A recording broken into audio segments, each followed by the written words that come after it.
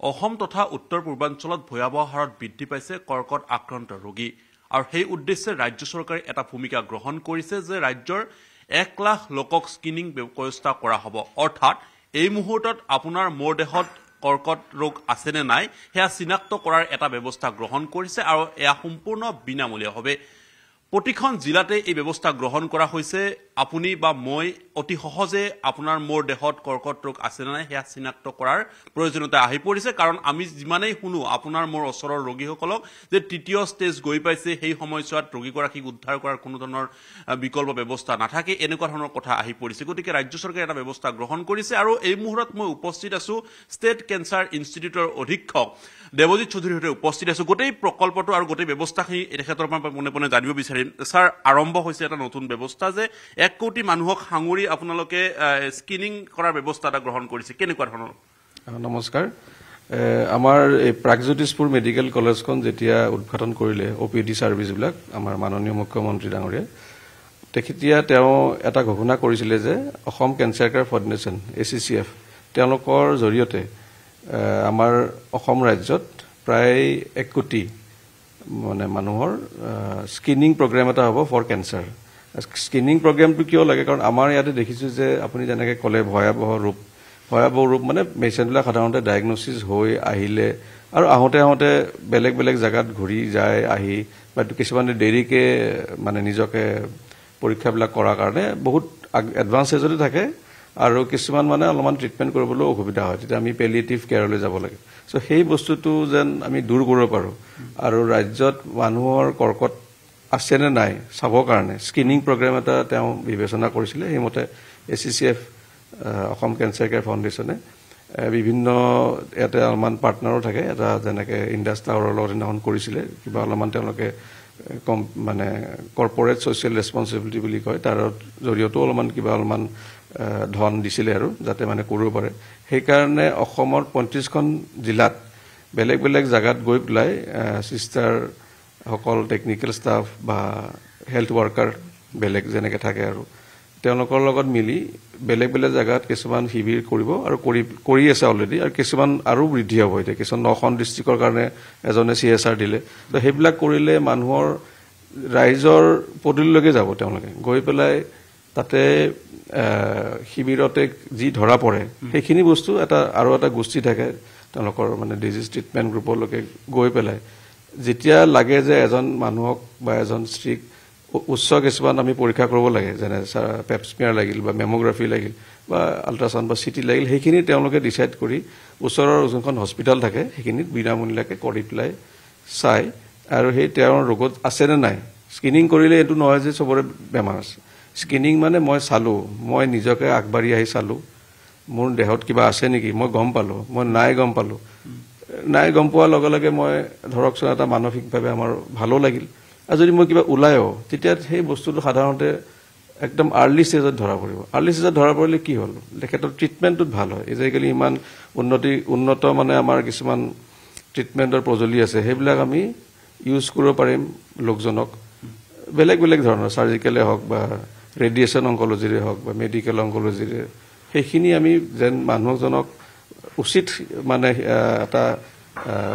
আমাৰ এই ট্ৰিটমেন্ট প্ৰদান কৰিব পাৰো সেইভাবে এই বস্তুটো আমাৰ চিফ মিনিষ্টাৰ ছাৰে এখন উদ্ঘাটন কৰিলে এই প্ৰাগজ্যোতিষপুৰ ইয়াত মেডিকেল কলেজৰ উদ্ঘাটনীৰ সময়ত আৰু লগতে আমাৰ ইয়াতে যেহেতু আমি এখন টাৰ্চিয়াৰী কেয়াৰ হস্পিটেল আমাক লেভেল 1 বুলি কয় তাৰমানে top of the pyramid ACCF ইয়াতে 17খন হস্পিটেল হ'ব আমি লেভেল 1ত আছো সো ইয়াতে আমাৰ 3 তাৰিখে আমাৰ প্ৰিভেন্টিভ অংকোলজি OPD টো এখন আৰম্ভ কৰা গ'ল ইয়াতে আমি যেহেতু আমি হস্পিটেল বেছ হলো মানুহ ইয়াতে আহিব পাৰে স্ক্ৰিনিং সময়তে এইটো আপোনালোকৰ চেনেল জৰি আহ্বান কৰিলো যে মানুহে আহিব আপোনালোকে আহক আৰু আমাৰ প্ৰিভেন্টিভ অংকোলজি সেকশনত নিজকে যোনখিনি মানে আমাৰ সা সুবিধা আছে গ্ৰহণ মানে সেইখিনি লৈ পেলাই প্ৰিভেনচনৰ বাবে যি লাগে ব্ৰেষ্ট কেঞ্চাৰ হওক বা সাৰ্ভাইকেল কোনি আমাৰ লেডি একদম এক্সপাৰ্ট ডক্টৰো আছে গাইনোকোলজিষ্ট trained in fellowship লৈ আহিছে তেখেতে সাৰ্জিকেল অংকোলজি সো তেওঁলোকো থাকিব বাকি সিস্টাৰ বিলাকটো আছে গোটেইখিনি কৰি আমি আপোনালোকে যেতিয়া স্ক্ৰিনিং কৰিব, যেতিয়া আপুনি কৈছে যে পদূলিলৈকে একেবাৰে যাব, গৈ পিনে তাতে স্ক্ৰিনিং কৰা হ'ব, এটা পৰিয়ালৰ এগৰাকীক কৰা হ'ব নে আটাইকেইজনক কৰা হ'ব নে যিকেইগৰাকী আগ্ৰহী তেখেতসকলক কৰা হ'ব নে আপোনালোকে নিজাকৈ এটা সচেতনতাও সৃষ্টি কৰিব? বহুতৰ এনেকুৱা ধৰণৰ থাকিব যে মোৰ দেহত আছে নাই এই বিষয়টো মই যদি আজি পোহৰলৈ আহে মই আজিৰ পৰাই চিন্তা বহুত যথেষ্টখিনি আহিব, গতিকে সেই দিশটোও এটা সচেতনতা কৰাৰ প্ৰয়োজন থাকিব নেকি? হয় হয়, একেলগে যেতিয়া এটা টিম যদি যায় এখন গাঁও বা এখন চহৰত, তেতিয়া সজাগতাটো সেইখিনি সময়ত লগতে আহিয়ে যায়। আৰু যোনটো আপুনি ক'লে আপুনি নিজৰ সচেষ্টাতেই নিজৰ মানে ইচ্ছা কৰি পেলাই আহিব লাগিব, কনচেণ্টটো নিজে দিব লাগিব, কোনো ফ'ৰ্চফুলি আপুনি কৰিব নোৱাৰে। চ' সেইটো এটা আছে যে কনচেণ্টটো বা ইচ্ছাটো নিজে দেখাব লাগিব, আৰু আমি ভাবোঁ যে চবেই নিজে দেখাব। সেইটো জোৰ জবস্তিবিলাক কাকো আপুনি স্ক্ৰিনিং কৰিব নোৱাৰে, কাৰণ এইখনটো আৰু ডেম'ক্ৰেটিক ছ'চাইটি। কিন্তু তেওঁলোকে নিজে এই সুবিধাটো গ্ৰহণ কৰিব বুলি আমি এটা বৰ আশাবাদী। আমি যদি চাওঁ ছাৰ শেহতীয়া তথ্য অনুসৰি যে অসম তথা উত্তৰ পূৰ্বাঞ্চলত যথেষ্টখিনি বৃদ্ধি পাইছে, আৰু সেই ধৰণে যদি চোৱা হয় প্ৰায় 40-50 হাজাৰ ৰোগী প্ৰতি বছৰে নতুনকৈ পঞ্জীয়ন হৈছে কৰ্কট আক্ৰান্ত ৰোগী। গতিকে এই সংখ্যাটো আৰু অধিক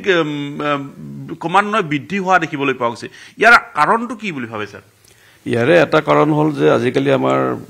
বহুতখিনি মানে পলিউশ্যনটো বহুত বাঢ়ি গৈছে, আৰু এনি ফৰ্ম অফ পলিউশ্যন হয়,